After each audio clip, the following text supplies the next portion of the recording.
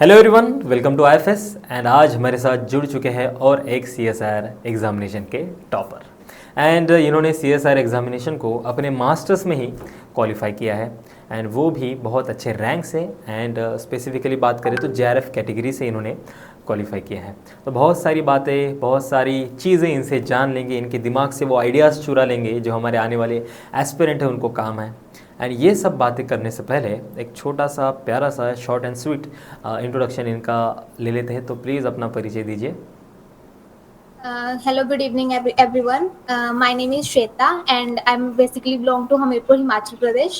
I have done my graduation from Degree College Anu, Hamirpur, and currently I'm pursuing my MSc Honors Zoology from Punjab University, Chandigarh. Great. And ये आपका पहला attempt था?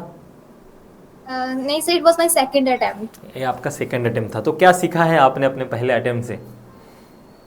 Sir actually to be honest, first attempt जब मैंने दिया था तो मैंने जस्ट एक्सपीरियंस के लिए दिया था. I was not prepared at that time. और उसमें मेरा ओनली एलिजिबल फॉर पीएचडी वाली जो कैटेगरी है उसमें मेरा सिलेक्शन हो गया था.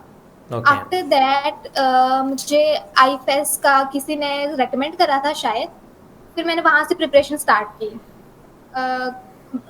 कोर्स तो मैं नहीं मतलब ले पाई थी इसका, क्योंकि डेजर्टेशन का काम साथ साइड बाय साइड चल रहा था. तो दैट्स वाई मैंने यूट्यूब से इसका सारा पढ़ा और रिकॉर्डेड लेक्चर्स वगैरह देखे, और जिसके जो ऐप है वहाँ पे पीडीएफ वगैरह अपलोडेड है. मैंने वहाँ से सारा इसका स्टार्ट किया मटेरियल था. जमा किया, स्टडी मटेरियल आपने सब ये किया था? हाँ जी sir.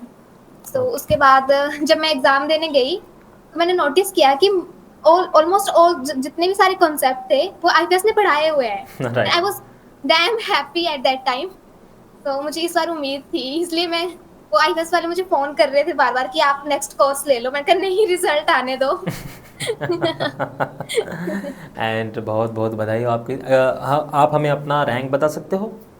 Sir my rank is 191. Great, बहुत बहुत। एंड इस बढ़िया रैंक के लिए आपको बहुत बहुत शुभकामनाएं पूरे आईएफएस की टीम की तरफ से एंड पूरे आईएफएस फैमिली की तरफ से।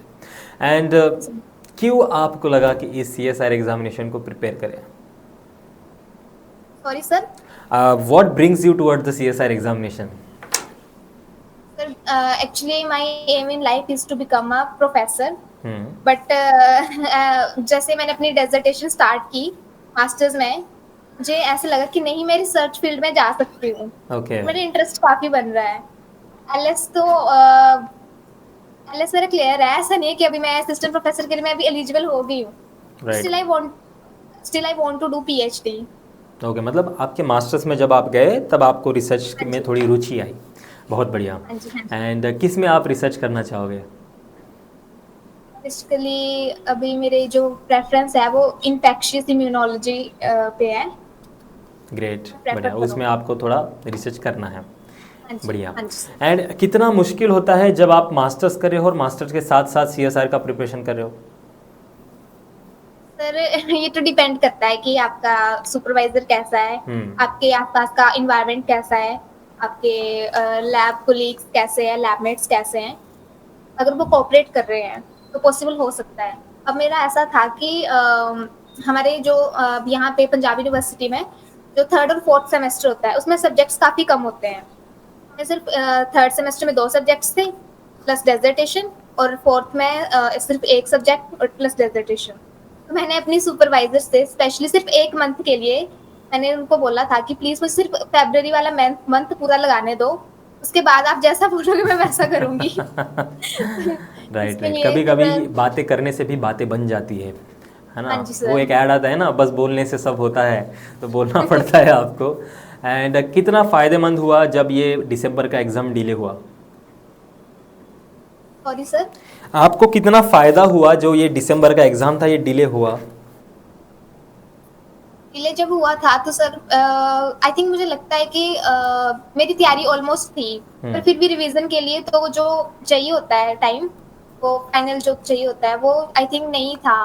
फिर हम जनवरी फरवरी में पूरा मैं ऐसे प्रे कर रही थी कि हाँ अभी थोड़ा और आगे और आगे और आगे हो जाए, और फाइनली मार्च में वो तो बहुत बहुत ज़्यादा फायदेमंद था. बहुत बढ़िया.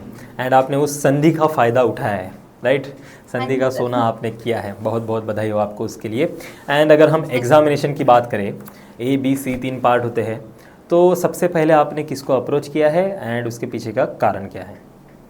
सर सबसे पहले जो है मैं सी पार्ट को अटेम्प्ट करती हूँ। ये मैंने जब फर्स्ट अटेम्प्ट दिया था तब भी मैंने सेम स्ट्रेटेजी फॉलो की थी, क्योंकि सी पार्ट जो है वो उसमें आपके एक तो आई थिंक 4 नंबर का क्वेश्चन होता है। हाँ 4 नंबर का क्वेश्चन होता है तो उसमें ये था कि मैक्सिमम मैक्स टू मैक्स मैं जितने कर सकती हूँ, क्योंकि स्टार्टिंग में आपका दिमाग ऐसा होता है पूरा रिलैक्स होता है थोड़ा, एंड तक जाते जाते तो टाइम भी जाता है और ऊपर से बर्डन जो है वो माइंड पे वो होता जाता है। तो इस करके मैंने third C part first attempt किया, और सब्जेक्टिव जो बी पार्ट है सेकंड नंबर पे वो अटेम्प्ट किया, और ए वाला तो मैंने लास्ट में अटेम्प्ट किया था। और उसमें भी मैंने आई थिंक सारे क्वेश्चंस अटेम्प्ट नहीं कर रहे थे, जितने मतलब मैं श्योर थी वो करे। मतलब कैसा था आपका पार्ट? ही थोड़ा मतलब स्ट्रांग था या फिर आप डरते थे? नहीं सर, पार्ट ए की तो मैंने कभी स्पेशली तैयारी की ही नहीं, टू बी ऑनेस्ट, क्योंकि वो क्वेश्चंस ऐसे होते हैं कि वो आप उनको ऑन द स्पॉट प्रोसेस करते हो। आपके लॉजिक से आप सॉल्व कर पाते हो उसको। हाँ जी सर, तो उसके लिए आई डोंट थिंक कि किसी तैयारी की जरूरत होती है, बट फिर भी आईपीएस वालों ने बहुत हेल्प की है। उन्होंने काफी वो बताई थी स्ट्रेटजीज, तो उनको मैंने फॉलो किया था। बढ़िया। एंड जब आप सवाल सॉल्व कर रहे थे, क्वेश्चन सॉल्व कर रहे थे एंड आप ऑप्शन आपको चूज़ करना है, तो आप कितने % श्योर थे कि चलो ये बहुत पक्का है, या फिर आप 50-50 पे लगा के आए हो? पार्ट ए की बात कर रहे हो? No no no, I am talking about all the questions. Sir ये एक्चुअली ऐसा होता है कि जब आपके कॉन्सेप्ट सारे क्लियर हो, राइट, उसमें मतलब आपको सोचने की जरूरत नहीं पड़ती। लेकिन जो कई बार ऐसा होता है कि हमारे कॉन्सेप्ट्स भी क्लियर होते हैं, लेकिन जो क्वेश्चन जो इंटरप्रेट हम करते हैं वो मैटर करता है। हाँ, वो प्रैक्टिस मैंने आईपीएस से सीखी थी कि ये मैटर नहीं करता कि आपके कॉन्सेप्ट चाहे कितने भी क्लियर हों, पर अगर आप ढंग से क्वेश्चन इंटरप्रेट नहीं कर रहे हो तो फिर वो उसका कोई फायदा नहीं है। आप सही क्वेश्चन कॉन्सेप्ट आपका क्लियर है, उसको भी गलत करके आ जाओगे। मतलब आपने क्वेश्चन अच्छे से समझ लिया तो ऑब्वियसली आपका 100% आंसर सही ही निकलेगा, बिकॉज क्वेश्चन समझना ये बहुत इंपॉर्टेंट है, क्योंकि आपको कितना आता है ये मैटर नहीं करता है, आपको क्या पूछा है ये मैटर करता है, वही आपको आंसर देना है। एंड बहुत सारे लोग क्या करते थे, एक्स्ट्रा कुछ दिमाग लगा देते हैं जो सवाल में उसकी ज़रूरत भी नहीं है, तो तब ये कुछ प्रॉब्लम आ जाती है। बट आपने समझा है कि CSR क्या पूछता है, CSR का बैकबोन आपने जाना है, एंड बहुत बहुत अच्छे तरीके से आपने प्रिपरेशन किया है। एंड ऐसे कुछ यूनिट थे क्या जो आपको बहुत चैलेंजिंग लगते थे? Sorry sir? ऐसे कुछ यूनिट थे जो आपको बहुत चैलेंजिंग लगते थे? Basically I think sir genetics वाला पार्ट जो था वो मुझे थोड़ा ज़्यादा चैलेंजिंग लगता था। थ्योरेटिकल पार्ट तो ठीक था, जब उसमें क्वेश्चन सोल्व की वो आती थी तो उसमें थोड़ा मुझे वो लगता था, इसलिए मैंने, ऐसी बात नहीं कि मैं पढ़ के नहीं गई थी, पढ़ के मैं गई थी पर उसके बारे में श्योर नहीं थी।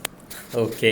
एंड अगर उसके अपोजिट में पूछूं कि कौन सा ऐसा यूनिट था जो बहुत प्यारा लगता था, दिन रात उसे ही पढ़ो? सर ये सेल बायोलॉजी। सेल बायोलॉजी आपको बहुत अच्छा लगता था, बहुत बहुत बढ़िया। एंड लास्टली क्या कहना चाहोगे हमारे व्यूवर्स को?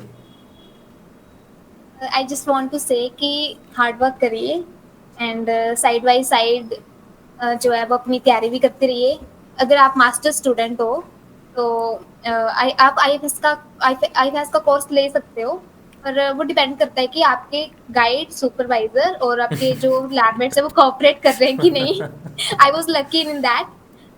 मैं यही रेकमेंड करूंगी कि आप क्वेश्चन कॉन्सेप्ट्स भी क्लियर करिए, और बाकी क्वेश्चन को इंटरप्रेट कैसे करना है वो ज़्यादा से ज़्यादा सीखिए, that matters a lot. Great, exactly, बहुत वैलिड पॉइंट आपने कहे हैं। एंड जो आपने कहा कि सपोर्टिव थे, यू आर वेरी लकी, है ना, क्योंकि जो भी लोग प्रिपरेशन करते हैं ना, तो उनमें बहुत सारा जो क्रेडिट हम देते हैं वो अपने आजू बाजू वाले लोग के लिए वो होना चाहिए, क्योंकि उनके ही सपोर्ट से हम ये सब कर पाते हैं।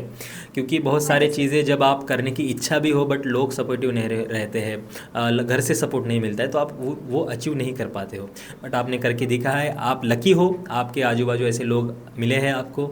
And all the very best for your upcoming journey. जो भी आप PhD में करोगे, जो भी रिसर्च करोगे, कुछ भी आपका जो करियर रहेगा बहुत अच्छा रहेगा, ये हमारी आशा है, हमारी विनती है। सब बहुत बहुत बधाई हो आपको इस ग्रेट रिजल्ट के लिए, and all the very best for your upcoming bright future.